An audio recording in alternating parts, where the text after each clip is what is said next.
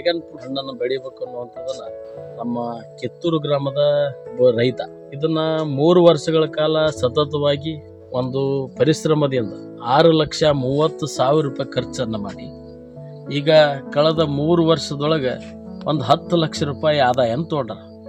ಒಂದು 30 ಗುಂಟೆದೊಳಗೆ ಇವರೊಂದು ಸಾಧನೆ ಮಾಡಿರೋದಂತೂ ಭಾಳ ಕೃಷಿ ಒಳಗೆ ಒಂದು ದೊಡ್ಡ ಸಾಧನೆ. ಇದನ್ನು ಕೃಷಿ ಮಾಡಬೇಕು ಅಂದ್ರೆ ಇದು 3 ಮೂಲೆಗಳನ್ನು ಕೆತ್ತಿ ಇದನ್ನು ಭೂಮಿ ಒಳಗೆ ಹೋಗೋದು, ಇದಕ್ಕೆ ಇದರದೇ ಆದಂಥದ್ದು ಗೊಬ್ಬರವನ್ನು ಕೊಟ್ಟಾಗ ನಿರಂತರವಾಗಿ ಬೆಳಿತೈತಿ. ಅದ್ರ ಜೊತೆಗೆ ಇದನ್ನು ಭಾಳ ಸೂಕ್ಷ್ಮತೆಯಿಂದ ಮೇಲೆ ಎತ್ತುವಂಥ ಪ್ರಯತ್ನ. ಇದಕ್ಕೊಂದು ದಾರ, ಒಂದು ಅಂಟರ್ನೆಟ್ ವ್ಯವಸ್ಥೆಯನ್ನು ಮಾಡಿ, ಒಂದು ದಾರದ ಜೊತೆಗೆ ಈ ಕಲ್ಲಿನ ಕೂಟ ಅಂತ ಏಕ ಮಾಡಿ ಒಂದು ಬೆಳೆದ ನಂತರ ಇದರ ಸುಮಾರು ಒಂದು 3 ವರ್ಷಗಳ ಕಾಲ ನಿರಂತರವಾಗಿ ಪ್ರಯತ್ನ ಪಟ್ಟಿರುವಂತ ರೈತರು. ಈ ಡ್ರ್ಯಾಗನ್ ಗಿಡ ಹಚ್ಚಿದಿರಲ್ರಿ, ಎಷ್ಟು ಜಾಗದಾಗ ಹಚ್ಚಿರಿ? ಒಟ್ಟು 30 ಗುಂಟೆ. ಬರೀ 30 ಗುಂಟೆದಾಗ ಎಷ್ಟು ಸಸಿ ಅದಾವ್ರಿ? 1400. ಸ್ಟಾರ್ಟಿಂಗ್ ಯಾವಾಗ ಮಾಡಿರಿ ಹಚ್ಚಕ್?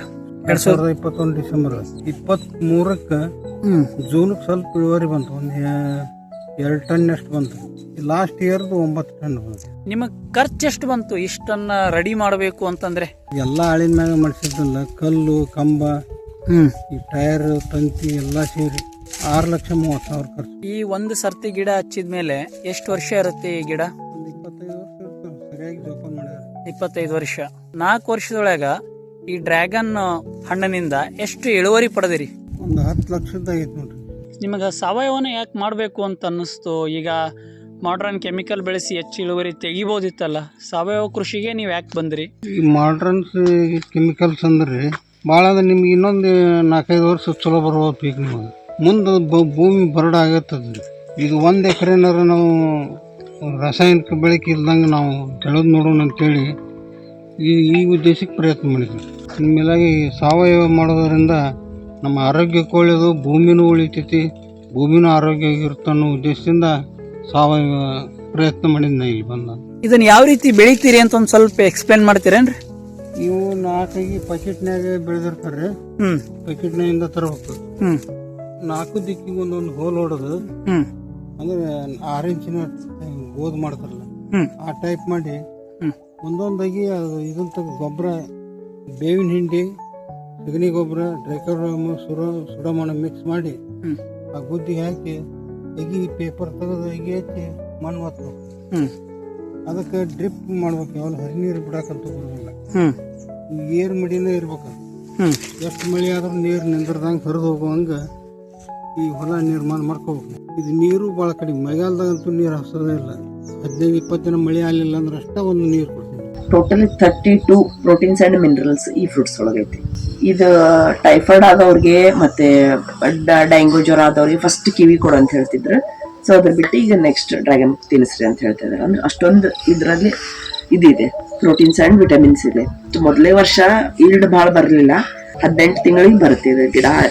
ನಾಟಿ ಮಾಡೋದು ಡಿಸೆಂಬರ್ದಿಂದ ನೆಕ್ಸ್ಟ್ ಜೂನ್ ಬಿಟ್ಟು ಅದ್ರ ನೆಕ್ಸ್ಟ್ ಜೂನಿಗೆ ಕ್ರಾಪ್ ಬರ್ತೈತಿ. ಇದು ಫಸ್ಟ್ ವರ್ಷ ಒಂದು 3 ಟನ್ ಬಂತು ನಮ್ದು. 3 ಟನ್ ಬಂದಾಗ ಮಾರ್ಕೆಟಿಂಗ್ ಮಾಡೋದು ತುಂಬಾನೇ ಕಷ್ಟ ಆಯ್ತು. ಸೊ ಈ ವರ್ಷ ಮತ್ತು ಲಾಸ್ಟ್ ಇಯರ್ ನಮಗೇನು ಕಷ್ಟ ಅನ್ನಿಸ್ಲಿಲ್ಲ. ಸಣ್ಣ ಹಣ್ಣುಗಳನ್ನೆಲ್ಲ ನಾವು ಸುಮ್ಮನೆ ತಿಪ್ಪಿಗೆ ಹಾಕೋದು ಬೇಡಪ್ಪ ಅಂತೇಳಿ ಇಲ್ಲೆಲ್ಲ ಮಕ್ಕಳಿಗೂ ಕೊಟ್ಟು ಬಂದ್ವಿ. ಮಕ್ಕಳು ಇಷ್ಟು ಖುಷಿಯಾಗಿ ತಿಂದ್ರು ಅಂದ್ರೆ ಆ ಮಕ್ಕಳಿಗೆ, ಸ್ಕೂಲ್ ಮಕ್ಕಳಿಗೆ ನಾವು ಕೊಡೋದ್ರಿಂದ ಅದಕ್ಕೊಂದು 10 ಕಸ್ಟಮರ್ಸ್ ಜಾಸ್ತಿ ಅದಾರ. ನಮ್ಗೆ ಹುಡ್ಕೊಂಬಂದ್ರು. ಅವ್ರು ಹೇಳ್ತಾ ಇದ್ರ, ಡಾಕ್ಟರ್ ಹೇಳ್ತಿದ್ರಿ ನಮಗ, ಸೊ ಇಲ್ಲೇ ಸಿಗ್ತಾವಂತ ನಮಗ ಗೊತ್ತಿದ್ದಿದ್ದಿಲ್ಲ.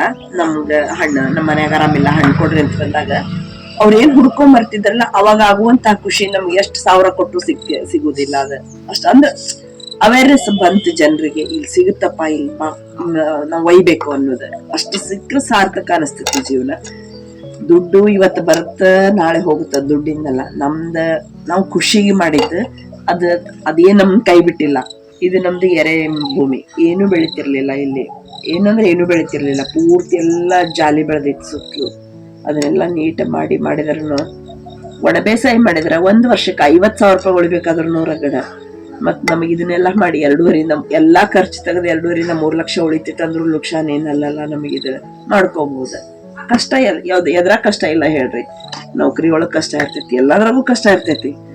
ಸೊ ಆರಾಮ್ಸೆ ಆಟ ಆಡ್ಕೊಂತ ಮಾಡ್ಕೋಬಹುದಲ್ಲ. ಇದು ಅವ್ರು ಬಾಳ ಬೇಡ್ರಿ, ಬಾಳ ಹೊಲ ಇದ್ದವ್ರು ಒಂದ್ ಅರ್ಧ ಎಕರೆ ಮಾಡ್ಕೊಳ್ಳಿ, ಬೇಕಾದಂಗ ಲಾಭ, ಅವ್ರು ಜೀವನದೊಳಗೆ ಉದ್ಧಾರ ಆಗ್ಬೋದು. ಬಟ್ ಮನಸ್ಸು ಮಾಡ್ಬೇಕಷ್ಟ ನಮ್ಮ ಈಗಿಂದ ಯುವ ಜನತೆ.